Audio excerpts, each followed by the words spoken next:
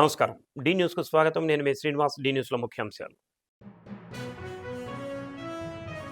బాపట్ల జిల్లా కలెక్టరేట్‌లో పీజీఆర్ఎస్ సెల్‌ను ఆకస్మికంగా తనిఖీ చేసిన కలెక్టర్ వినోద్ కుమార్. అర్జీలు వీలైనంత త్వరగా పరిష్కరించాలని అధికారులకు ఆదేశం. జీజీహెచ్‌లో ఎన్టీఆర్ వైద్య సేవలు పూర్తి స్థాయిలో అందుబాటులో ఉన్నాయన్న coordinator doctor Hemant Kumar. Network ఆసుపత్రులకు దీటుగా వైద్య సేవలు అందించాలని సిబ్బందికి సూచన. ఆలోచింపచేసిన విద్యార్థుల వైజ్ఞానిక ప్రదర్శనలు. డిఆర్ఆర్ఎం మున్సిపల్ హైస్కూల్లో జిల్లా స్థాయి సైన్స్ సెమినార్. ప్రజలు సమర్పించిన అర్జీలు నిర్లక్ష్యానికి గురికాకుండా వీలైనంత త్వరగా పరిష్కరించాలని బాపట్ల జిల్లా కలెక్టర్ వినోద్ కుమార్ అధికారులను ఆదేశించారు. కలెక్టరేట్లోని పీజీఆర్ఎస్ సెల్‌ను కలెక్టర్ ఆకస్మికంగా తనిఖీ చేశారు. ప్రజల నుంచి వస్తున్న ఫిర్యాదులు నమోదు, పరిష్కారం, సంబంధిత శాఖల స్పందన విధానాన్ని కలెక్టర్ పరిశీలించారు. ఒక అర్జీదారుడికి ఫోన్ చేసి సమస్య వివరాలు తెలుసుకున్నారు. ప్రతి ఫిర్యాదుపై అధికారులు సమయ పాలనలో చర్యలు తీసుకోవాలని, సమస్య పరిష్కారం అనంతరం ప్రజలకు స్పష్టమైన సమాచారం అందించాలని అన్నారు. ఆలస్యం జరిగితే తగిన చర్యలు తప్పవని హెచ్చరించారు. అర్జీలకు స్పందిస్తూ వేగవంతమైన పరిష్కారమే పరిపాలన లక్ష్యం అని కలెక్టర్ స్పష్టం చేశారు. అది అతను ఫస్ట్ వేరే యాక్చువల్ గా అయితే ఈయనకి ఫింగర్ అనేది 6th ఫింగర్ ఉంటుంది సార్. ఆంధ్రాలో నాకు పెళ్లి కావాల్సిన కుమార్ కుంపే అవసరం ఇచ్చా. పంచాయత్ సెక్రటరీ గారు, మేడం గారు, బాజీ మేడం అని ఒక ఆమె ఉంది. ఆ మేడం గారు ఏం చేశారంటే రికార్డు ఫార్మల్ చేశారు. నేను సచివాలయం పోయి నేను అడిగామండి, నేను తను ఎన్నిసార్లు వచ్చినా ప్రాపర్ గా అది వదిలేస్తాయండి మీరు. నేను అడుగుతున్నది ఆయన చెప్తున్న 2.5 సెంట్స్ మీరు దాని దాఖలాలను చెక్ చేశారా? ల్యాండ్ ఉంది సార్. ఇతను దాఖలాలు చూస్తే ఆయనకి 1 సెంట్ అంటున్నారు కదా. అమ్మినది ఎన్ని సెంట్లు? అందులో 1/2 సెంట్ కదా సార్. 1/2 సెంట్ కాదు సార్, ఆయన ఎంత అయితే ఉందో అంత సార్. ఈయన అమ్మేసుకొని ఒక 10 years వేరే ఊర్లో ఉన్నాడు సార్. తర్వాత మళ్ళీ ఆ ఊరికి వచ్చాడు సార్. ఇట్లా అమ్మినది ఎన్ని సెంట్లు? అమ్మినది అది ఈయనకి ల్యాండ్ ఎంత అయితే ఉందో వాటాలో అంత అమ్ముకున్నారు. సో 1 సెంట్ మొత్తం అమ్మారంటున్నారా? రైతులకు సాగు ఖర్చు తగ్గించి నికర ఆదాయం పెంపొందించేందుకు ఇండిగ్రాఫ్ పొలంబడి 2 కార్యక్రమాన్ని విస్తృతంగా రైతుల్లో అవగాహన కల్పించాలని జిల్లా వ్యవసాయాధికారి శ్రీనివాసరావు తెలిపారు. కలెక్టరేట్లోని సమావేశ మందిరంలో ప్రకాశం, నెల్లూరు, బాపట్ల, పల్నాడు, గుంటూరు జిల్లాల మండల వ్యవసాయ అధికారులు, ఏడీలకు ఇండిగ్రాఫ్ పొలంబడి 2పై ఒకరోజు శిక్షణ కార్యక్రమం నిర్వహించారు. శిక్షణలో ఆయా జిల్లాల వ్యవసాయ అధికారులు పాల్గొన్నారు.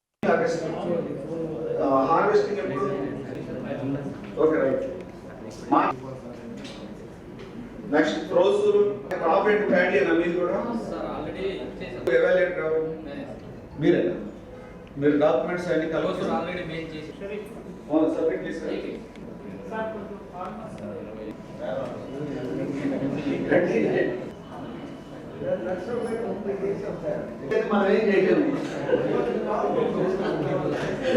ఎవాల్యుయేటర్స్ బాగా డీప్ గా ఇన్వాల్వ్ అయ్యారు. ఏ వస్తువు కోఆర్డినేట్ చేసుకుని డాక్యుమెంట్స్ అన్ని తెప్పించుకోవడం, వాటిని మళ్ళీ తిరిగి ఏపీఎస్ ఓపీసీ పంపించి ఆ రిజిస్ట్రేషన్ ప్రాసెస్ కంప్లీట్ అయ్యేటట్టు వాళ్ళు చాలా చక్కగా వాళ్ళు మానిటర్ చేయడం జరిగింది. అందువల్లే మనం ఒక 137 FPOsలో మనం 100 FPOsని వితిన్ ఏ మంత్ రిజిస్టర్ చేయగలిగాం. మిగతా 37 కూడా సునాయాసంగా కంప్లీట్ చేస్తామనే కాన్ఫిడెన్స్ మాకైతే ఉంది. దీంట్లో ఎవాల్యుయేటర్స్ వాళ్ళ రోల్ చాలా అప్రిషియబుల్ అనమాట. వాళ్ళు చాలా మంచి రోల్ ప్లే చేశారు.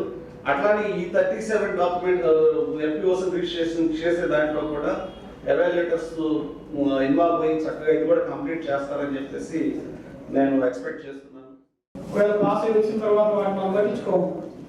శాంపిల్స్ పాస్ అయ్యి మరి రైతుకి ఏదో మన బెనిఫిట్ చూపించాలి కదా. కొంచెం ఎవరైనా మార్కెటింగ్ మాట్లాడి మమ్మల్ని కొంచెం ఇనిషియేషన్ తీసుకొని చేస్తే రైతుకి నెక్స్ట్ టైం కొంతమంది వస్తారు మాకు పెడుతుంటే.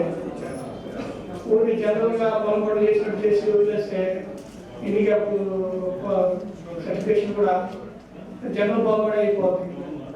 కాబట్టి దయచేసి ఆ సిచ్యువేషన్ లేకుండా అప్పుడు మాత్రమే ప్రోగ్రామ్ అనేది రైతుల్లో కావాలి. కమిషన్ ఇంత కష్టపడి మనకి ఫండ్స్ ఇచ్చి ఈ ప్రోగ్రామ్ చేస్తున్నందుకు వాళ్ళకి ధన్యవాదాలు తెలియజేస్తూ మీరందరూ కూడా ఇంకా చక్కగా ఈ ఖరీఫ్ అండ్ రబీలో ఉన్నాయి కదా, రబీలో కూడా ప్రోగ్రామ్ ఉంది కాబట్టి ఖరీఫ్లో ఎదుర్కొన్న ఏదైనా ప్రాబ్లమ్స్ ఇవన్నీ కూడా ఒకసారి రెక్టిఫై చేసుకుని రబీలో ఇంకా చక్కగా మీరందరూ కూడా చేయాలని కోరుకుంటూ.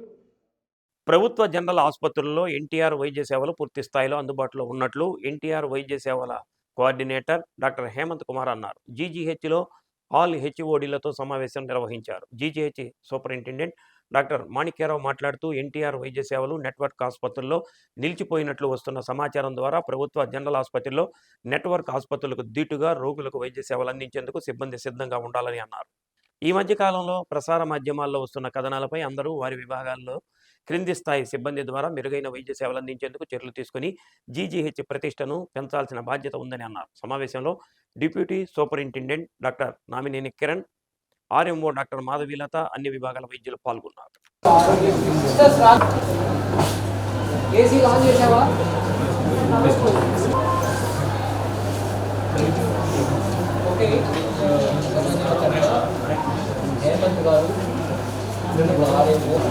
డాక్టర్ కిరణ్, డిప్యూటీ సూపరింటెండెంట్ గారు, please come on to the dais. నేను ఇంకా కనిపిస్తాను.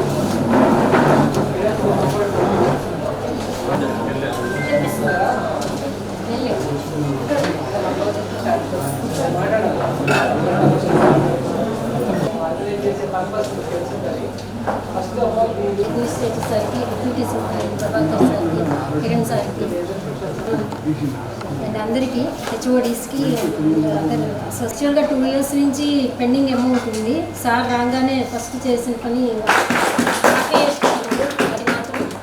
సో అదే రకంగా థ్యాంక్ యూ ఫర్ ఎట్లా ఆరోగ్యశ్రీ ఇంప్రూవ్ చేస్తున్నారు, దాని నుంచి మీకు ఏమైనా సజెస్ట్ ఇస్తారా, మీ సిస్టర్లకు ఏమైనా ఇన్స్ట్రక్షన్స్ ఇస్తారా? వర్క్ చేస్తేనే అప్లోడ్ అవుతాయి. జిల్లా విద్యాశాఖ ఆధ్వర్యంలో ఒంగోలు డిఆర్ఆర్ఎం మున్సిపల్ హై స్కూల్లో నిర్వహించిన జిల్లా స్థాయి సైన్స్ సెమినార్లో విద్యార్థులు ఆవిష్కరణలు అబ్బురపరిచాయి.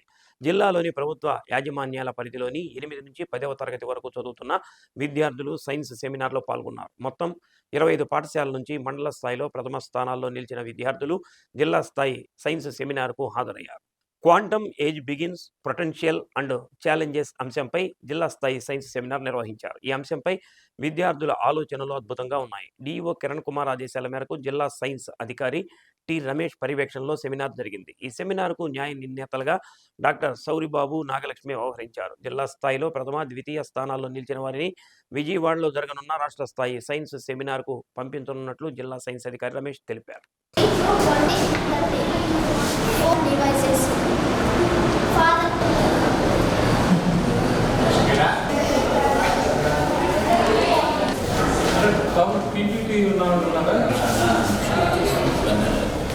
Significant technological advancements driven by the matter and energy. Quantum age is required to overcome current technological limitations. Mainly Germany, Denmark, Austria and Peru approved India's first quantum reference facility for our development. Quantum computers. Now coming to the main point. That quantum is artificial intelligence. What is quantum?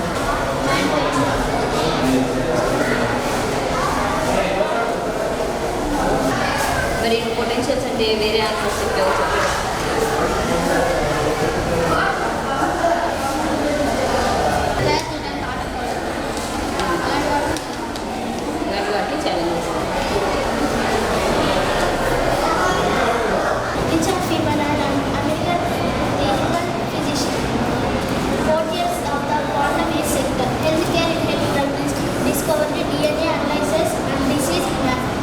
My name is Mahesh. I am from ZPHS High School, Korpatna. I am studying 8th class.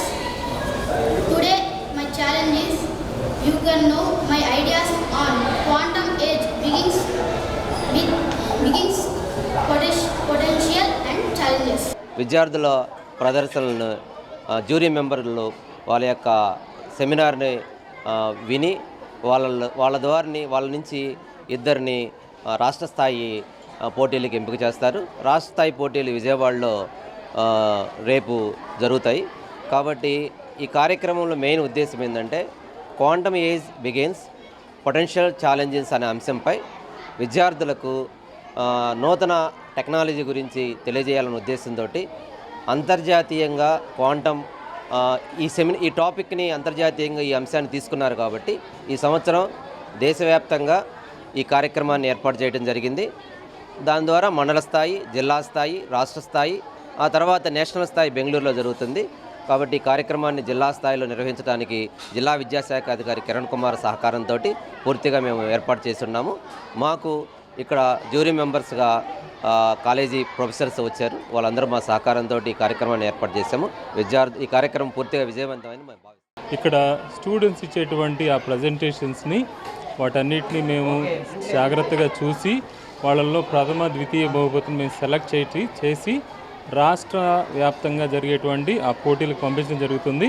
ఇక్కడైతే high school పిల్లలు 8, 9 తరగతి 10వ తరగతి చెందిన వారు చక్కగా వాళ్ళు PPT presentations తీసుకొని వచ్చి ఇంగ్లీష్లో చాలా చక్కగా వాళ్ళు క్వాంటమ్ గురించి, దానివల్ల వచ్చే ఉపయోగాల గురించి, అదేవిధంగా క్వాంటమ్ కంప్యూటింగ్లో ఉన్నటువంటి సవాళ్ళ గురించి కూడా చక్కగా వాళ్ళు చెప్పగలుగుతున్నారు.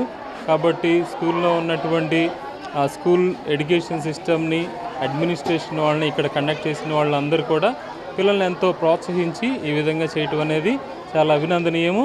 పిల్లలు కూడా చక్కగా నేర్చుకున్నారు. దాన్ని బట్టి పిల్లలకు కూడా మా శుభాకాంక్షలు తెలియజేస్తాం. జరిగే ఈ కాన్సెప్ట్ చాలా బాగా అనిపించింది. సో డిఫరెంట్ పిల్లలు ఏంటంటే నార్మల్గా మేము సాఫ్ట్వేర్కి వెళ్తాం వీటికి అంటారు, కానీ ఎవరు డిఫరెంట్గా ఏదన్నా ఏఐ పరంగా కానీ ఇప్పుడు ప్రజెంట్ మన దాంట్లో ఏఐ ఎక్కువగా ఉంది. సో దాని మీద ఇంకా వాళ్ళు చెప్పే ఆవిష్కరణలు కానీ వాళ్ళు చెప్పేవి కానీ వాళ్ళు ఒక్కొక్కరికి పాయింట్, ఒకళ్ళైతే మేము సైంటిస్ట్ అవుతాము అని చెప్తున్నారు. సో దీన్ని ఇంకా ముందుకు తీసుకెళ్తామని చెప్తున్నారు. సో దీనివల్ల ఏంటంటే పిల్లల్లో టాలెంట్ కూడా బాగా ఐడెంటిఫై అవుతుంది. వాళ్ళకి డిఫరెంట్ వేస్లో వెళ్ళడానికి కూడా చాలా పాసిబిలిటీస్ ఉన్నాయి. రాష్ట్రంలో పోలీసులు పత్రికా స్వేచ్ఛను హరించే విధంగా వ్యవహరిస్తున్నారని ఏపీయూడబ్ల్యూజే నాయకులు ఆరోపించారు. సాక్షి పత్రిక సిబ్బందిపై పెట్టిన అక్రమ కేసులు ఎత్తివేయాలని కోరుతూ ఏపీయూడబ్ల్యూజే ప్రకాశం జిల్లా శాఖ ఆధ్వర్యంలో ఒంగోలు కలెక్టర్ కార్యాలయం వద్ద జర్నలిస్టులు నిరసన చేపట్టారు. పత్రికా స్వేచ్ఛతో పాటు జర్నలిస్టుల హక్కులను కాపాడాలంటూ నినాదాలు చేశారు. అనంతరం పలువురు జర్నలిస్టు సంఘ నాయకులు మాట్లాడుతూ ప్రభుత్వం పోలీసు వ్యవస్థను అడ్డుపెట్టుకుని పత్రికా స్వేచ్ఛను హరిస్తుందని అన్నారు. కల్తీ మద్యంపై కథనాలు రాసిన విలేకరులను ఇంటికి వెళ్లి పోలీసులు బెదిరింపులకు పాల్పడుతున్నారని మండిపడ్డారు. సాక్షి పత్రిక సిబ్బందిపై పెట్టిన కేసులను ప్రభుత్వం ఎత్తివేయాలని, లేని పక్షంలో జర్నలిస్టు సంఘాల ఆధ్వర్యంలో ఆందోళన చేపడతామని హెచ్చరించారు. ఏపీయూడబ్ల్యూజే నాయకులు అలుగుల సురేష్, జిల్లా ఉపాధ్యక్షుడు షేక్ ఇఫ్తిఖర్ బాషా, మీసాల శ్రీనివాసరావు, సాక్షి పత్రిక సిబ్బంది, పత్రికేయులు పాల్గొన్నారు. అనంతరం జిల్లా అధికారులకు వినతి పత్రం అందజేశారు.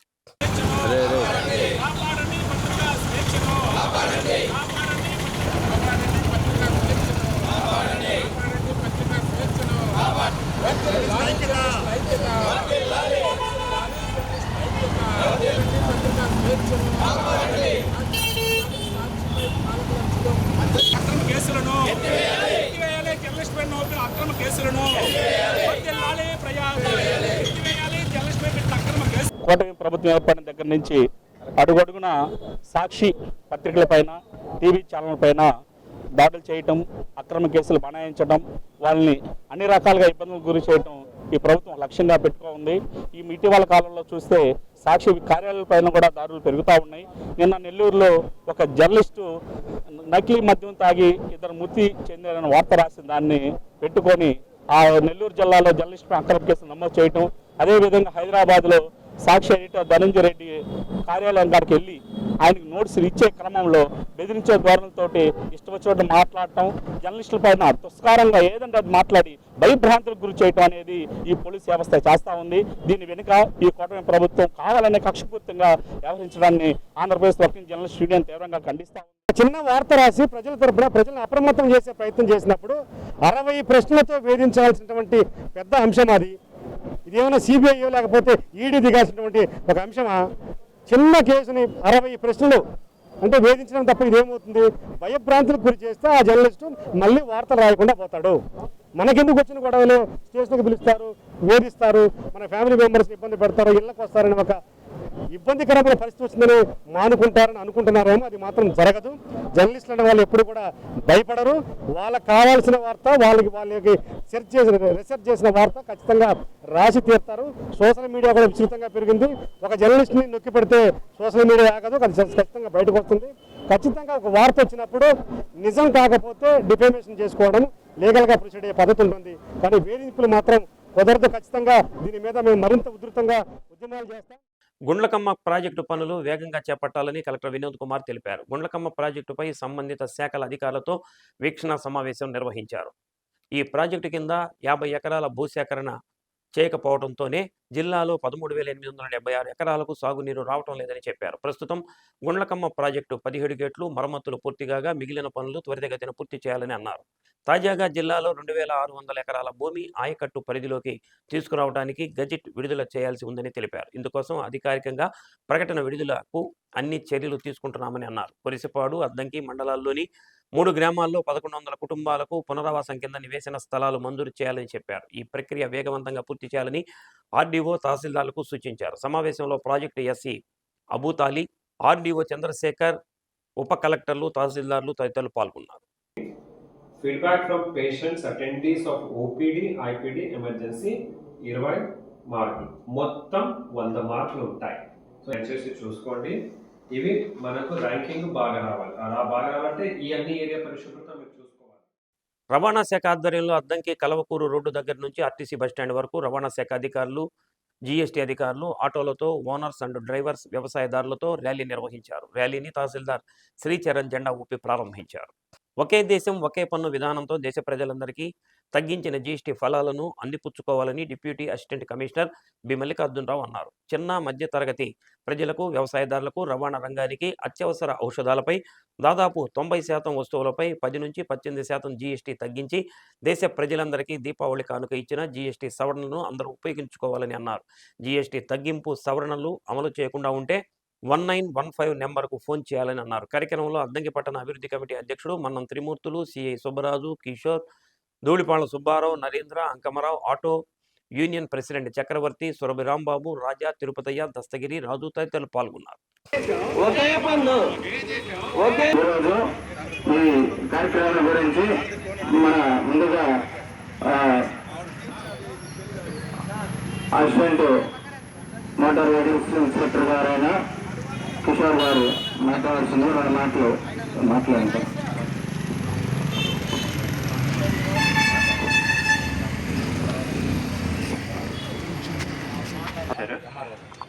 ఎంఆర్ఓ గారు కూడా అటెండ్ అయ్యేసి ట్రాన్సాక్షన్ చేసి వెళ్ళారు.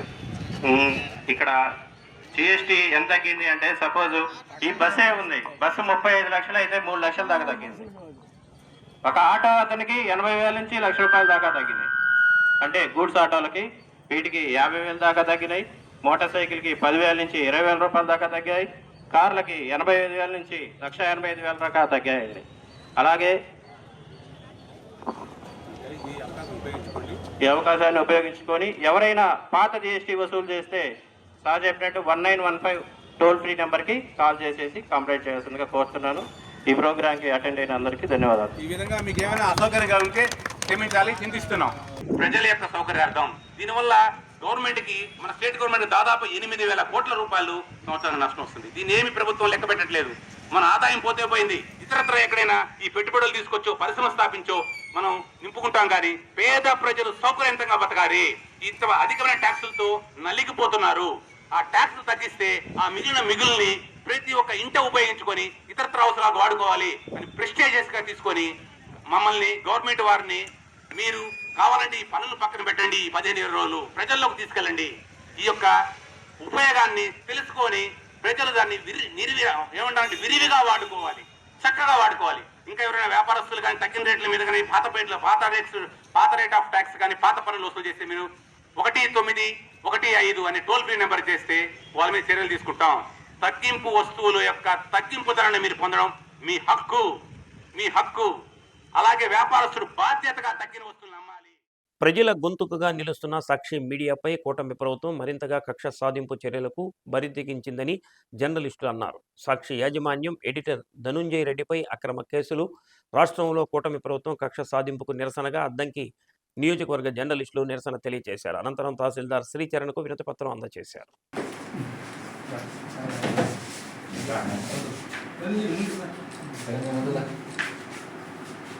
అక్రమ నోటీసులు ఆపాలి, అక్రమ నోటీసులు ఆపాలి, పోలీసుల వేధింపులు ఆపాలి, మీడియాపై మీడియా ఇది ఎట్లా ఉంటుందంటే జర్నలిస్టానికి విరుద్ధం. ఆధారాలు ఎప్పుడు ఇస్తారు?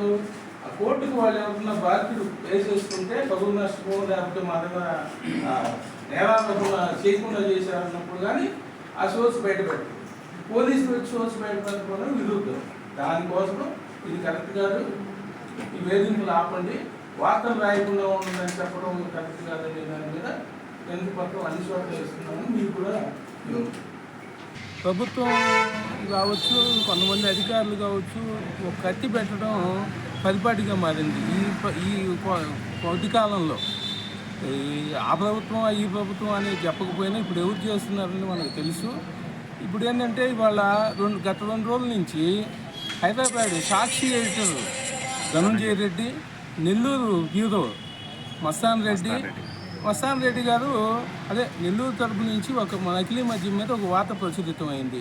ఆ వార్త సంబంధించి నోటీసులు ఇచ్చారు ఎడిటర్ ధనంజయ రెడ్డికి ప్లస్ మస్తాన్ రెడ్డికి.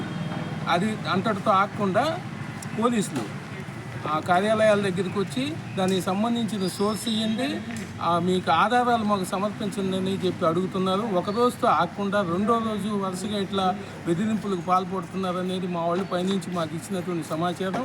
ఇట్లాంటి బెదిరింపులు కానీ ఇట్లా సోర్స్ అడగటం కానీ జర్నలిజానికి విరుద్ధం. బులెటిన్ ముగించే ముందు ముఖ్యాంశాలు మరోసారి. బాపట్ల జిల్లా కలెక్టరేట్లో పీజీఆర్ఎస్ సెల్ను ఆకస్మికంగా తనిఖీ చేసిన కలెక్టర్ వినోద్ కుమార్. అర్జీలు వీలైనంత త్వరగా పరిష్కరించాలని అధికారులకు ఆదేశం. జీజీహెచ్లో ఎన్టీఆర్ వైద్య సేవలు పూర్తి స్థాయిలో అందుబాటులో ఉన్నాయన్న coordinator doctor Hemant Kumar. Network ఆసుపత్రులకు దీటుగా వైద్య సేవలు అందించాలని సిబ్బందికి సూచన. ఆలోచింపచేసిన విద్యార్థుల వైజ్ఞానిక ప్రదర్శనలు. డిఆర్ఆర్ఎం మున్సిపల్ హైస్కూల్లో జిల్లా స్థాయి సైన్స్ సెమినార్. డి న్యూస్లో నేటి మాట.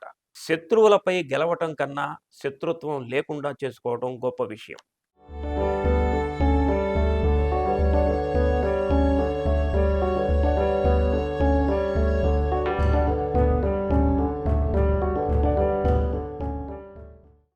డి న్యూస్ ఇంతటితో సమాప్తం. నమస్కారం.